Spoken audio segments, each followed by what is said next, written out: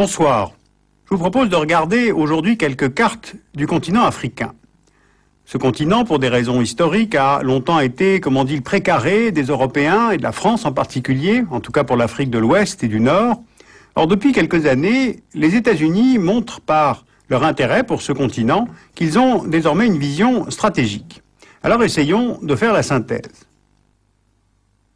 Il y a 53 États en Afrique, 850 millions d'habitants en 2005, et ce continent concentre presque la totalité des réserves mondiales de chrome au Zimbabwe et en Afrique du Sud, 90% des réserves de platine en Afrique du Sud, 50% des réserves mondiales de cobalt, surtout en République démocratique du Congo et en Zambie, du gaz, du pétrole, surtout au Soudan, dans le golfe de Guinée, dont le Nigeria, qui est aujourd'hui le 9e producteur mondial de pétrole.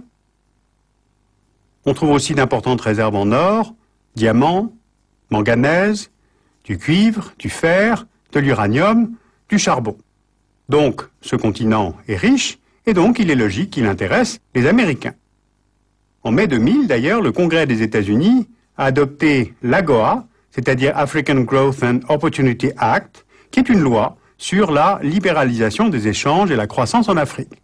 37 États d'Afrique subsaharienne peuvent avoir un accès facilité au marché américain pour certains produits, notamment le textile. Et pour les États-Unis, ce programme s'intègre dans un projet de conquête de marché qui était jusque-là plutôt réservé aux Européens. Bien, mais parmi toutes ces ressources qu'on vient de mentionner, c'est avant tout le pétrole et le gaz qui intéressent les compagnies américaines. Qu'on en juge. En Angola, c'est la compagnie Chevron qui contrôle 75% de la production, les puits étant surtout localisés dans l'enclave de Cabinda. Depuis 2003, plusieurs compagnies américaines explorent les eaux du golfe de Guinée, sous souveraineté du Nigeria, de la Guinée équatoriale, des îles de Sao Tomé et Principe. 14% du pétrole consommé aux États-Unis en 2005 provient du continent africain et on devrait atteindre les 20% dans la décennie 2010. On note aussi qu'un oléoduc a été ouvert en 2004 entre le Tchad et le Cameroun, entre Doba et Kribi, et il est géré par un consortium dirigé par ExxonMobil et Chevron. Un autre, entre le Tchad et le Soudan, est actuellement à l'étude. Alors avant toute autre matière première, les investissements américains en Afrique se concentrent sur le secteur pétrolier et sur certains États. 40% des investissements directs étrangers américains en 2002 étaient dirigés vers seulement l'Afrique du Sud, l'Angola et le Nigeria. Alors tous ces choix répondent à des objectifs stratégiques. Et pour comprendre, changeons d'échelle. D'abord la diversification. Depuis le choc pétrolier de 1973, la part des importations américaines en pétrole du Moyen-Orient est passée de 25% à 15%. Ensuite la proximité. Le golfe de Guinée est en face de la côte est américaine, de l'autre côté de l'Atlantique, et cette relative proximité est vue comme un atout. Ça réduit les risques de rupture d'approvisionnement, et comme les variations des prix du pétrole sont liées à un marché et non pas à une région, alors autant acheter au plus proche et au plus sûr. Car il y a aussi les questions de sécurité. Les attentats du 11 septembre n'ont pas mis fin à l'alliance stratégique entre gendarmes pétroliers saoudiens et gendarmes militaires américains. Mais il y a désormais suspicion mutuelle. Donc, vu de Washington, le continent africain peut prendre une certaine valeur par sa richesse et par sa localisation. Une carte, vous voyez, montre bien les routes maritimes utilisées pour le transport de pétrole et des matières premières, et elles sont toutes circum-africaines. On peut repérer les points de passage et les détroits de Gibraltar, Suez, Bab el-Mandeb, Canal de Mozambique, Cap de Bonne-Espérance. Donc, il faut assurer la sécurité des approvisionnements énergétiques. Alors pour cela, les États-Unis déploient leur 6e flotte en Méditerranée, dans le golfe de Guinée, la 5e dans le golfe d'Aden et l'océan Indien. À cela s'ajoutent maintenant plusieurs déploiements militaires terrestres et qui sont plus récents. En octobre 2002, donc un an après le 11 septembre, le Pentagone a ouvert une base à Djibouti, à Camp-le-Monnier, avec environ 1 millier d'hommes. c'est une ancienne base française qui cohabite maintenant avec la plus importante base militaire qu'a la France à l'étranger, avec 2700 hommes. De là, les forces américaines peuvent mieux contrôler le canal de Suez, où passent chaque jour 40 navires de toutes sortes. Ils peuvent surveiller la Corne de l'Afrique, c'est-à-dire l'Érythrée, l'Éthiopie, la Somalie, le Yémen, et quand le Monnier est conçu pour la lutte antiterroriste dans la région. Car je vous rappelle que le Kenya a été la cible de plusieurs attaques terroristes, dont une en 1998 contre l'ambassade américaine à Nairobi. En 2000, le destroyer américain USS Cole a été attaqué au large du Yémen. Le 6 octobre 2002, attaque d'un pétrolier sous pavillon français, le Limbourg. Et puis, il est aussi envisagé d'installer une autre base à Bosaso, en face du golfe d'Aden. Ce qui, évidemment, pousse les Américains à s'y intéresser.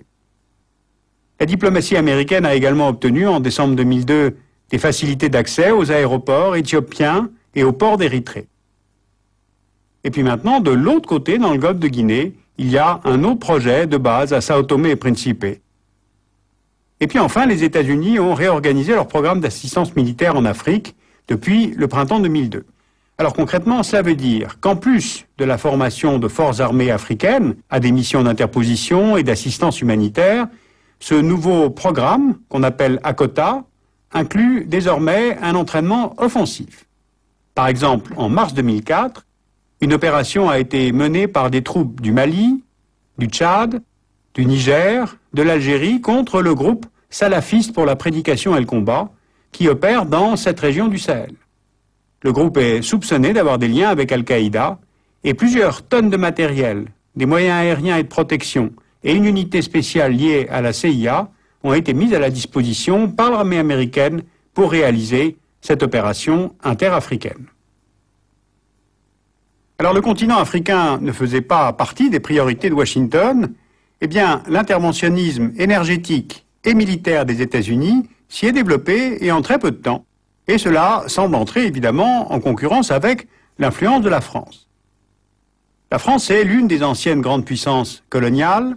Par des accords de défense, Paris est lié au Cameroun, au Gabon, au Sénégal, à la Côte d'Ivoire notamment. Avec plusieurs États d'Afrique de l'Ouest, plus la Tanzanie et Madagascar, Paris est lié à des accords de coopération militaire. La France dispose également de 5 bases militaires, soit en tout quelques 6 000 hommes, ce qui ne tient pas compte des 4 000 hommes déployés en Côte d'Ivoire depuis 2003. Donc, est-ce qu'il y a véritablement concurrence ? En fait, les choses sont plus compliquées que ça.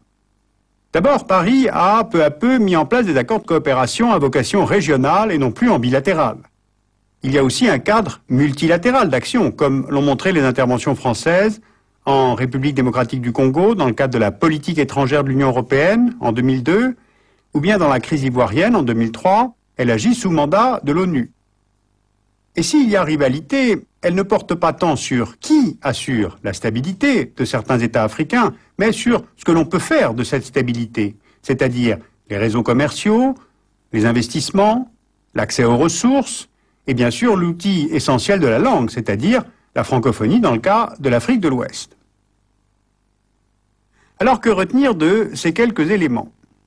D'abord, la stratégie américaine sur le continent africain peut se résumer à l'exploitation des ressources minières et surtout énergétiques. Deuxièmement, la sécurisation des voies de communication pour garantir l'approvisionnement des États-Unis.